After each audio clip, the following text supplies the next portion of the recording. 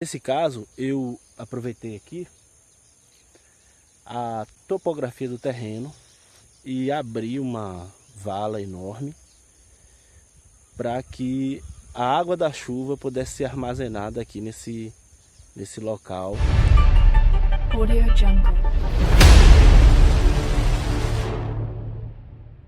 Olá pessoal, bom dia, boa tarde, boa noite. Mais um vídeo aqui do canal Tomada de Força. Desde já quero agradecer aos mais de 30 mil inscritos no nosso canal. Muito obrigado a todos. Hoje nós temos 4 dicas para aquelas pessoas que estão pensando e sonhando em comprar um pequeno sítio, uma pequena fazenda. Ou para complemento de renda, ou para residir e ter uma vida ao ar livre. Segue aí. Bem pessoal, a primeira grande questão, eu diria que a mais importante, é o seu acesso à água. Você quer comprar um sítio, uma pequena fazenda, uma área para você morar ou se divertir durante o final de semana, você precisa saber se você tem acesso à água, ok? Você pode ter acesso à água num terreno rural. Calma aí, menino. Você pode ter acesso à água num terreno rural de alguns modos. Ou você tem um manancial, que aí seria ótimo, uma nascente nesse terreno, aí você já começa muito bem. Ou você pode ter acesso à água através do serviço público, através da concessionária de água, ou você pode ter acesso à água da chuva. Se você tem acesso à água da chuva, você precisa arranjar meios para poder estar captando essa água para poder usar nos meses em que não chove. Bem pessoal, no meu caso aqui eu estou no Nordeste brasileiro, na Bahia, e na parte mais seca da Bahia, podemos dizer assim. Então, nascente é praticamente uma coisa rara de se ter na maioria dos pequenos sítios e pequenas fazendas. Nesse caso, eu aproveitei aqui a topografia do terreno, tá certo? E abri uma vala enorme para que a água da chuva pudesse ser armazenada aqui nesse local, para que eu pudesse utilizar ela durante os meses mais secos do ano. Tá certo? Essa barragem deve ter em torno de uns 50 metros por 25 mais ou menos. Uns 50, 60 por 30. E aí aqui eu aproveitei a topografia do terreno, mandei dar uma limpada. E eu tenho aqui água para poder utilizar para os usos aqui do sítio, né? Eu tenho bastante água, ela tem uma boa profundidade. Tem cerca de 3 metros de profundidade mais ou menos. Então, durante esse período de chuva, eu aproveito bastante essa água. Então, a água é uma coisa aqui que não me falta, apesar de estar numa região bem seca, tá certo? Bom, além disso, logo ali no fundo, ó, além disso, eu tenho um rio que passa aqui nas imediações do sítio. Então, apesar de estar no local muito seco da Bahia, eu tenho acesso à água do rio, mas é uma água que passa por zona urbana, então a gente não pode considerar muito essa água assim para questão de consumo, tá? Só para ali do sítio mesmo.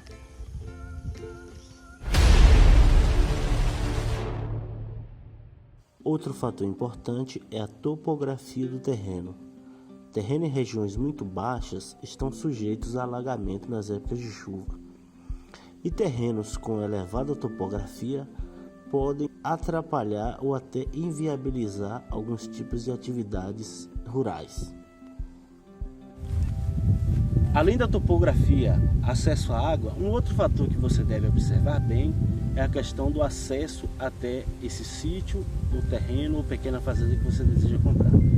Veja bem, regiões de difícil acesso constituem um verdadeiro problema, um verdadeiro transtorno para quem deseja viver no campo. De preferência, escolha uma terra que você possa entrar e sair sem muitos problemas.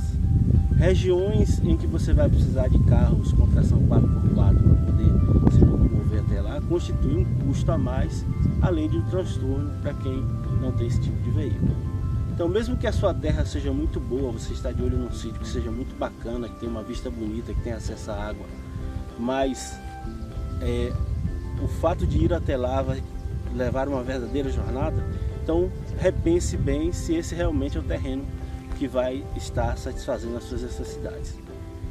O acesso ao sítio ou pequena fazenda ou fazenda deve ser rápido, deve ser simples e não deve causar transtorno. visto que você está numa zona rural, sem acesso aos serviços públicos básicos, ou seja, policiamento, em caso de necessidade de retirar um doente. Então esse acesso não pode ser difícil, tem que ser um acesso que você possa ir e vir sem muitos problemas. A última dica, pessoal, é a distância da sua terra em relação aos centros urbanos. Bom, nesse caso eu vou fazer duas ponderações. Existem pessoas que querem viver mais isoladas. Nesse caso, terrenos ou sítios mais distantes da cidade podem atender muito bem essas pessoas.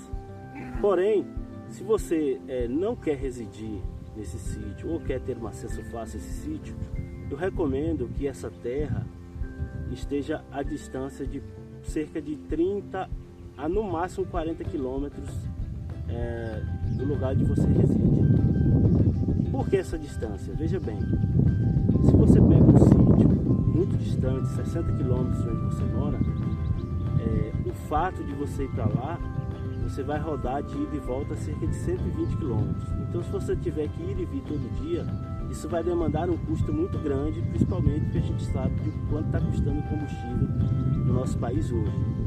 Então, no máximo, pessoal, 30 quilômetros de onde você mora, para que a locomoção não gere um custo muito alto para você e você tenha que se desfazer dessa terra por conta desse custo de ir e vir.